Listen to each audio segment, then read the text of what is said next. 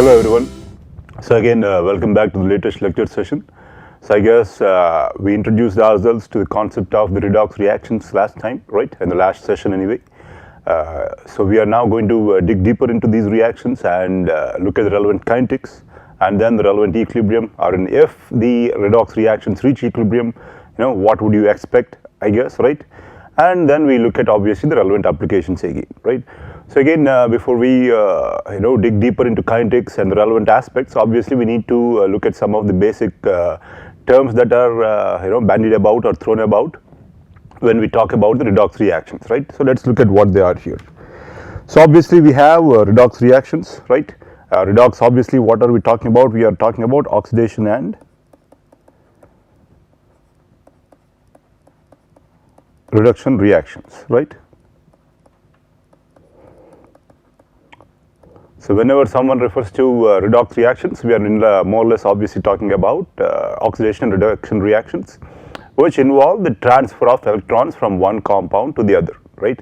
Well, it's transfer, or it's going to be sharing, strictly speaking, but we are going to talk about that in relevant detail in the next couple of sessions, I guess, right? So here we are talking about electron transfer here with respect to redox reaction.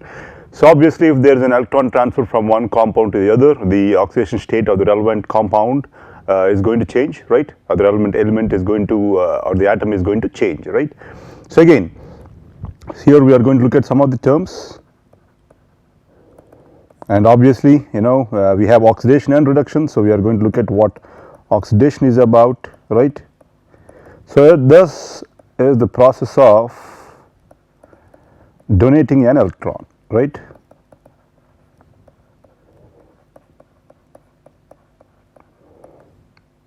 Process of donating an electron, and again we see this widely. We are going to look at it in conjunction with reduction later on, but keep in mind that when we obviously talk about oxidation, it means there is a process of, or it's leading to donating an electron, right? So we are going to look at an example, I guess, of oxidation that we briefly considered in one of our initial classes, right? And glucose, and this process, let's say, is 6CO2. So we are now donating the relevant electrons, right? And for obvious charge balance, you are going to obviously have H plus, right? And here, this release of electrons that we see here in this particular reaction, right, with respect to the glucose, let's say, or the other oxidation reactions can be really partial or complete now, right? So keep that in mind, that the electron release can be either partial or complete here. So obviously, this is about oxidation. So if we talk about reduction,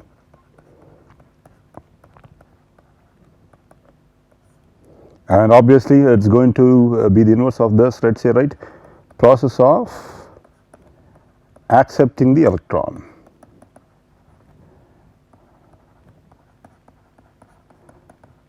right? And relevant example, let's say, let's look at what we usually come across. We always have oxygen present in the atmosphere, so let's look at one particular relevant example here, right?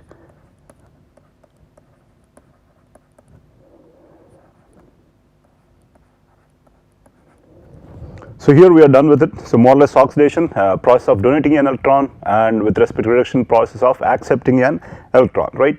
So obviously redox reactions, when we refer to redox reactions, we have both the oxidation and reduction reactions going through simultaneously, right, or occurring simultaneously, yes.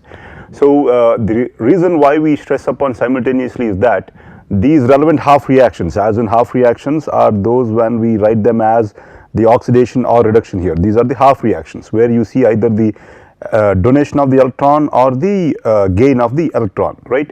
So these half reactions, right, they do not exist in nature, let's say, or in general out there, right? And why is that? Because the electrons, these aqueous electrons, right, they do not accumulate in your particular solutions or such, right? So for a redox reaction to go through, the key is that you should have both oxidation and reduction reactions occurring simultaneously, right? So you'll have a collision, or let's say a conductor, right? So that you have the transfer of electrons, yes? Otherwise, you can't say that, okay, let's say my oxidation half reaction is going to go through, and from time 0 to T1, and from T1 to T2, my reduction is going to take place, let's say. based upon the electrons that have accumulated during 0 to time t1. That doesn't happen because electrons do not accumulate in the aqueous solutions, right? I mean, they have half-lives, but they are remarkably less. So again, for a redox reaction to go through, you will always have both oxidation and reduction reactions. So, but you usually come across terms like, okay, this reaction is an oxidation reaction or this particular reaction is a reduction reaction. So, what do people refer to, I guess? So, in that case, people are referring to what's happening to the relevant target compound in your particular reaction, right? So, what do we have now? What do we know? That a redox reaction is one when oxidation and reduction obviously happen. I mean, there is an electron transfer, right, from one compound to the other. And we know that they do not occur independently, they occur simultaneously or in conjunction with each other, right? So, but still people refer to reactions as oxidation or reduction, let's say. But why is that? Because let's say people are talking about what's happening to the relevant compound here. Their target compound, is it being oxidized or reduced, and based on that, they look at the relevant reactions as oxidation or reductions or such, right? So, but keep in mind that they do not occur independently, right?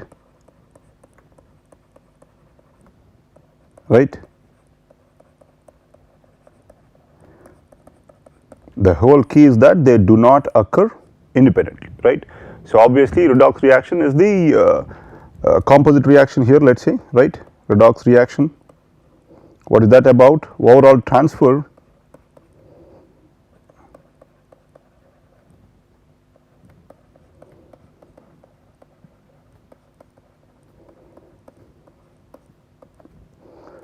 process of transfer of electrons, right? So, that refers to the redox reactions, right? So, obviously, we have two particular oxidation and one each, I guess, of oxidation reduction. So, let us look at the relevant redox reaction by balancing the number of electrons, or look at the balance reaction here, I guess, right? C6H12O6 plus 6O2, right? You want to balance the number of electrons, right? Will be in equilibrium with 6CO2 plus 6H2O. So, this is a redox reaction, right? This is a reduction half reaction. This is an oxidation half reaction, right? So, obviously, as you see in the redox reaction, you are not going to have any electrons in the relevant equation, I guess, right? So, again, the whole key is that electrons do not accumulate in the solution, right? For example, so now how would your redox reactions go through now, right? They would go through, let's say, when one molecule, let's say, collides with the other, and then there is going to be a transfer of electrons, let's say. But when this physical collision of the relevant molecules is not feasible, let's say, one other way that these redox reactions can go through is when you have a conductor of electrons. That's what you would see in your electrochemical cells or such, right? So, you have a cathode or anode, let's say, where you have, let's say, oxidation or reduction at the relevant electrodes, and then you have a conductor, which is, what is the purpose of this conductor? Obviously, for the transfer of the relevant electrons, right? Again, so let us keep this moving and look at some of the other aspects, I guess, right? So, here we just mentioned that molecule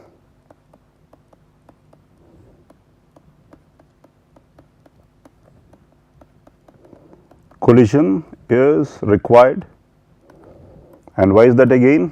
Obviously, because the oxidation or reduction reactions do not occur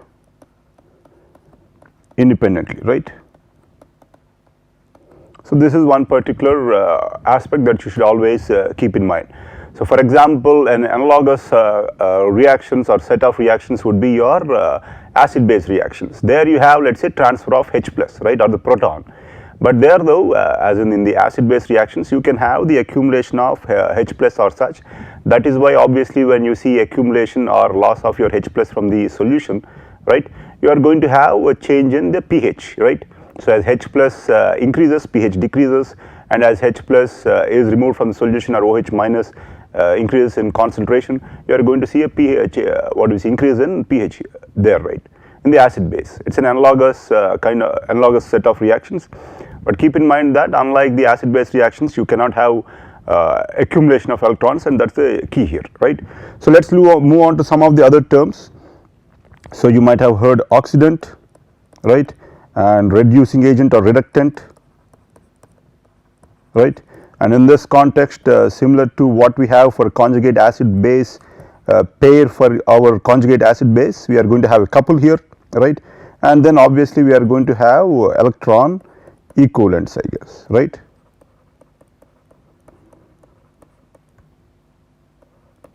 So let us look at what these aspects are, right. So again for your redox reactions to go through, you have what do we say, transfer of electrons. So obviously you need compounds that act as electron acceptors, and at the same time if you have an electron acceptor, you need a compound that would act as a electron donor. So here we have the relevant aspects or compounds, I guess. So an oxidant is typically one that would, what do we say, accept electron. So that's obviously now going to be an electron acceptor.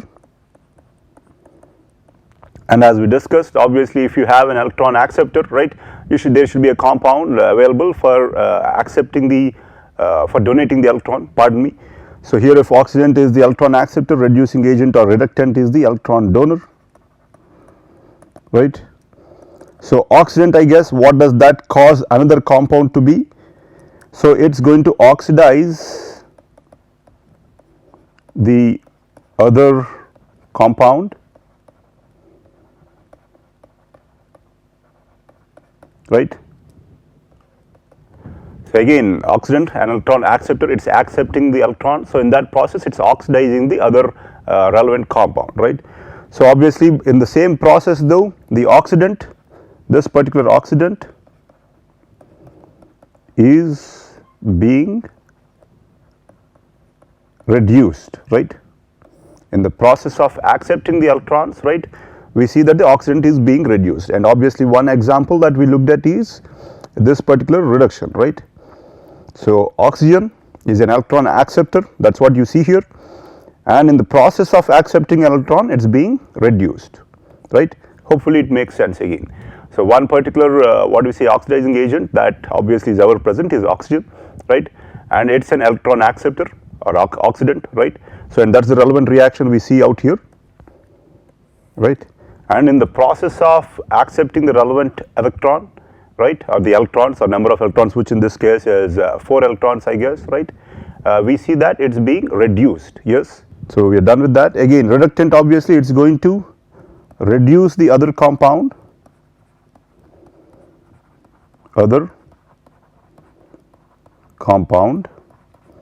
right, and let's look at the relevant reaction again that we had earlier, and the reducing agent or reductant is in the process being oxidized, right, and let's look at what we have just described here. So here this is the relevant reaction, let's say, and now obviously you see that this glucose can act as an electron donor, and which is what we just described here. So thus in this particular case glucose or C6H12O6 is an reducing agent or a reductant, right.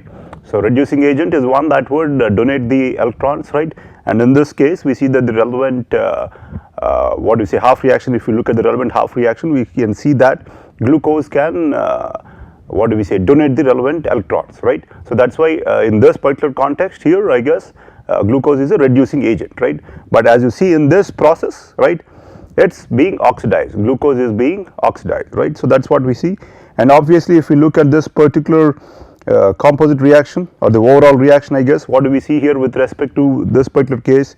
Oxygen is oxidizing your particular glucose molecule, I guess, right.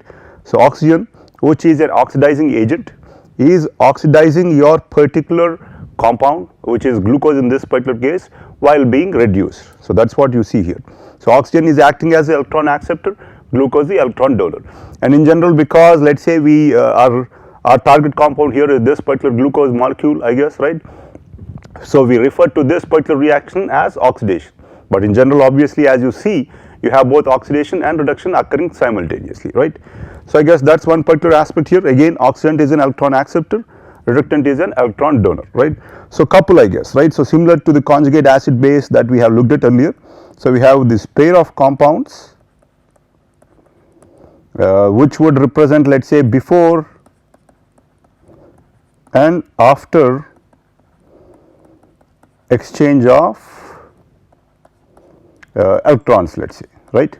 So similar to the conjugate acid base pair, which are what do we say, the compounds before and after, let's say, exchange of the proton or H plus. Here we have what do we say, a couple, a redox couple, a pair of compounds which would represent what do we say, before and after stages of electron transfer.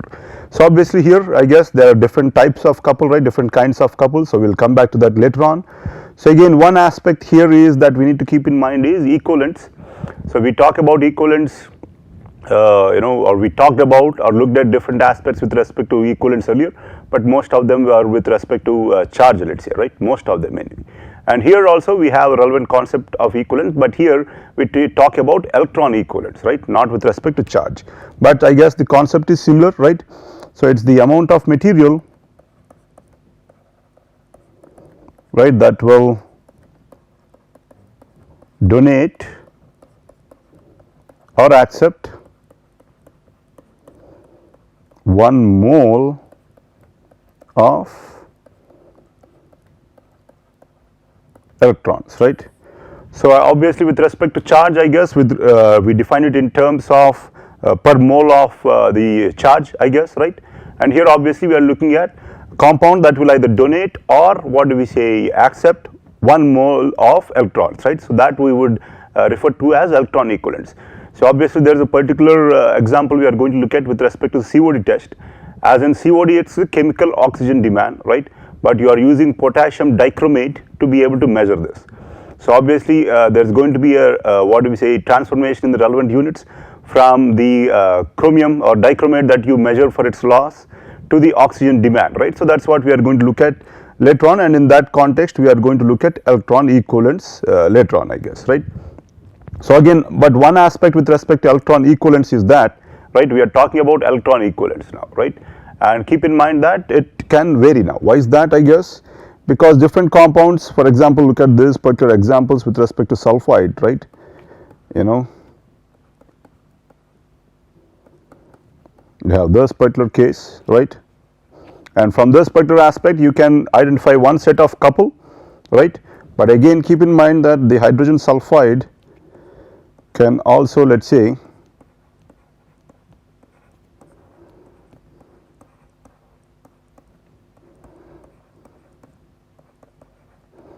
and now keep in mind this, for this particular half reaction, right, you have a different couple, H2S and SO3 2 minus. Here you had H2S and just sulfur here. And another aspect, let's say, is H2S plus 4H2O, right, and SO4 2 minus plus 8 electrons, I guess, plus 10 H plus, right. So here we are come across examples, I guess, right, 3 examples, right, wherein let's say the couple, right, we have the couple, it's obviously depend upon the type of half reaction, right. So in this particular case, what's the couple? H2S and sulfur, and in the second case H2S and SO3 2 minus, right, and again in the third case the couple is H2S and SO4 2 minus. So again, I guess the reason why we looked at some of these examples is that when we are looking at electron equivalence, I guess it also depends upon the half reaction that you are looking at, I guess, right. So for example, the number of moles that's being donated for H2S, right, is different for this particular reaction, and let's say it's 2 electrons here, right, and it's different here because it's 6 electrons here, and different here in the third case because it's 8 electrons here. So when you are looking at or defining what do we say, the electron equivalence, as in the amount of the material that will lead to a loss or gain of 1 mole of your particular what is this now, the electrons, right. So you need to look at or consider that relevant half reactions, because for the same compound or molecule you can have different kinds of half reactions, right, or different half reactions leading to different electron equivalents. Yes, so that's the reason that I guess why we looked at this particular set of examples. So I guess we'll now move on to applications, let's say, right, and I guess in this context let's go ahead and look at this particular COD test that we talked about earlier, and I guess I want to talk about it in the context of the electron equivalence, right. So what is this particular COD test about now? We know that this is the chemical oxygen demand,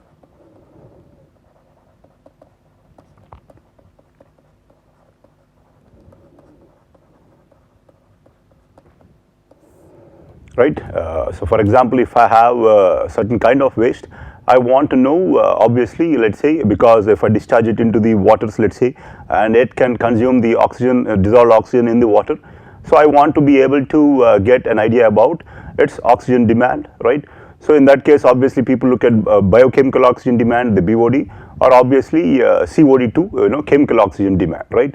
So obviously, I guess, we are trying to understand the amount of O2, right, that this particular material, or let's say the waste, would consume, let's say, if it was let out into the streams, let's say, or into the nature, right? But obviously COD is chemical oxygen demand.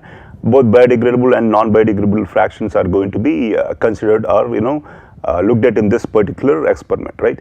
Anyway, so again we are trying to understand how much oxygen will this particular material require, right, or consume. And what do we mean by consume? For example, here we know that oxygen is an electron acceptor. So the waste that we are looking at, we are more or less, I guess, we have reduced forms of carbon, right, in our particular wastewater anyway, and obviously there are other examples too. So you have a reduced form of carbon and you have an electron acceptor or an oxidizing agent, which is oxygen. So obviously this particular oxygen will oxidize your particular waste, right, that or sewage, let's say, that you let out into your particular nature, let's say. Yes. So obviously you are concerned with how much oxygen will this particular waste or stream, let's say, consume, because obviously if the dissolved oxygen falls below certain thresholds, you are going to affect the aquatic ecosystems. So what are we doing this particular test for? To be able to measure the biodegradable and non-biodegradable fractions in terms of the amount of oxygen that they will consume. But how do we do this test though? So we add potassium, or the dichromate, right, in the form of potassium dichromate in your particular experiment. So why is that? This is a strong oxidizing agent. If I wanted to conduct the test with O2, the kinetics would be so slow, right? It would take, let's say, for considerable time, or impractical or infeasible amount of time, right? So obviously we are going to add an oxidizing agent, right? Strong oxidizing agent, pardon me, and that's going to be, let's say, Cr2O7 2-, and we are also going to add a few catalysts, right? Yes, we are going to add catalyst too. Yes. And obviously, I guess, heat it up too. You want to increase the rate of your reactions and such, right? And again, what's the role of this dichromate here? As you see, it's accepting electrons, right? Again, it's similar to oxygen. It's an oxidizing agent, or it can accept electrons from your particular waste that you are talking about, which is either your biodegradable or non-biodegradable compounds, right? But here, because this is a strong oxidizing agent, right? And we are going to look at later on why we call a particular compound a relatively strong oxidizing agent, or a particular compound a strong reducing agent. I mean, they should be similar to what we discussed with respect to acids, as in we had strong acids or strong bases, or weak acids and weak bases, and so on, right? So in this case too, we are going to look at, I guess, relevant similar aspects. We are going to have strong oxidizing agents, or strong reducing agents, but again keep in mind that all these are relative, right? So we are going to look at the relevant redox potential or such, but that's later on though. Again, keep in mind that we are just adding a strong oxidizing agent in the form of Cr2O7 2-, so it can take in a certain, number of electrons, right? And thus, let's say, is your relevant reaction that you see. So how do you go about your COD test? I guess you either measure the decrease in the Cr2O7 2-, I guess the oxidation state is 6, right? You either measure the decrease in chromium 6, or measure the increase in this particular form, chromium 3, I guess, right? The oxidation state, chromium 3. So by calculating the loss of this particular Cr2O7 2-, or chromium in its oxidation state 6, you can calculate the number of electrons that this particular solution would require. But to me, it makes no sense to calculate the number of electrons. For example, a particular solution can donate, I guess, right? But I want to be able to understand what happens in the natural system, and that means the amount of oxygen that it can consume, right? So here the concept of electron equivalence comes into picture, as in you see that for 1 mole of oxygen, it has, I guess, it can consume 4 electrons, or it can accept 4 electrons. But here, as you see, for 1 mole, let's say here I'm going to write that out, for 1 mole of O2, right, I have 4 electrons, or 4 moles of electrons, being accepted, right? But in this case, let's say for 1 mole of chromium 6, let's say, so Cr2, 6 electrons for just 1 Cr in its oxidation state of 6 chromium, right? Chromium oxidation state 6, I'll have 3 moles, or it can accept 3 moles of electrons, right? Yes. Again, and now I want to be able to use this particular information about the amount of chromium 6 that's consumed, right, to be able to come up with equivalent amount of oxygen that would have been consumed. So obviously, what do I need to look at? I need to look at the electron equivalents, right? So from that aspect, obviously, how can I go about this? I can say that for 3 moles per liter of oxygen, right, 4 moles per liter of chromium 6 would be the relevant equivalents, right? So again, you want to balance the number of electrons, I guess, right? So obviously here, what's the electron equivalent here? 1/3 of mole of oxygen would lead to accepting 1 mole of, or 1/4, pardon me. So what does this mean?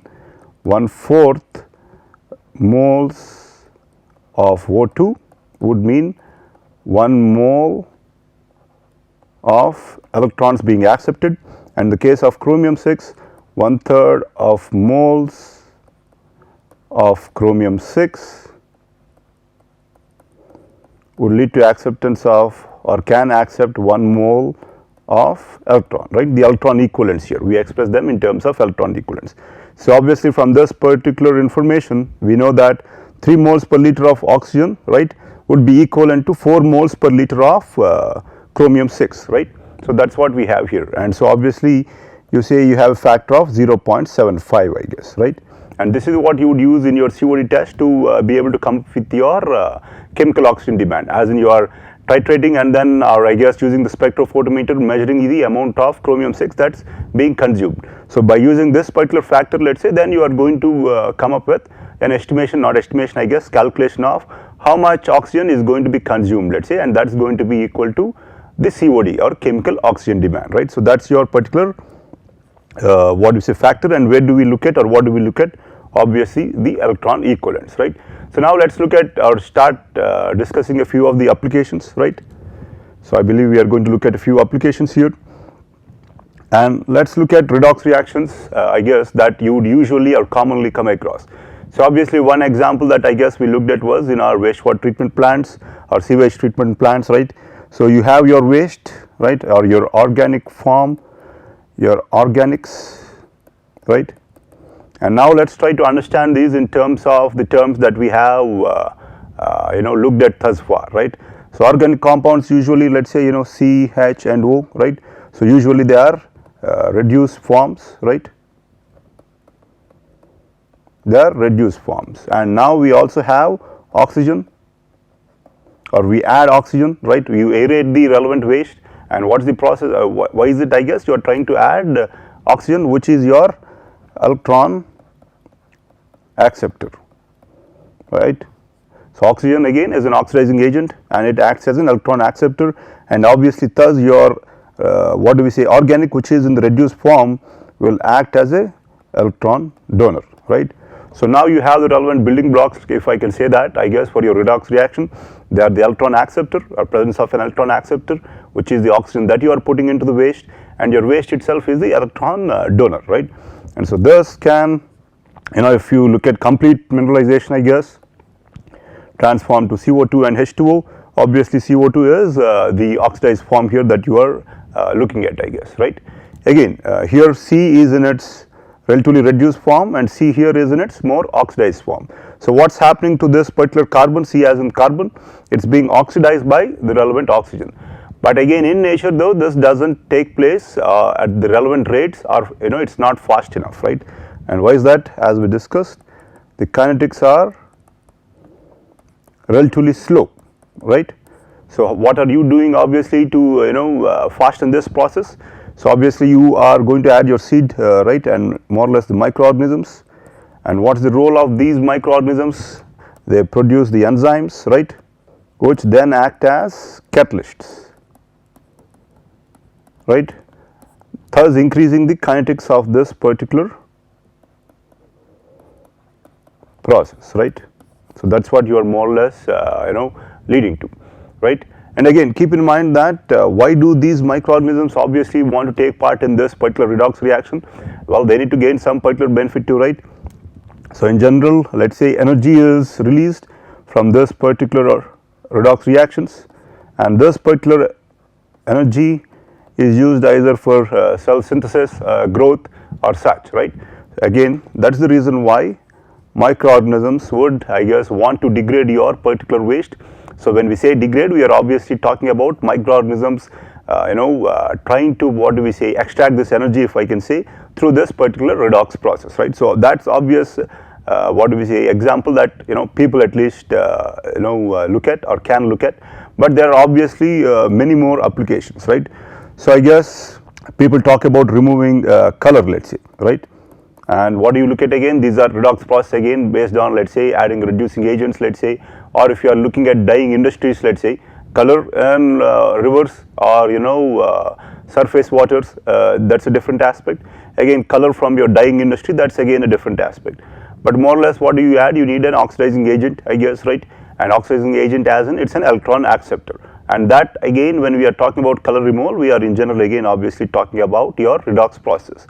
So again, when people talk about taste, I guess there's a certain compound that's leading to this particular taste or such, and you can add the relevant oxidizing agent or such, let's say, to be able to remove this or what do we say, oxidize this particular contaminant, right? So in this context again, people come across advanced oxidation process, right? So advanced oxidation process.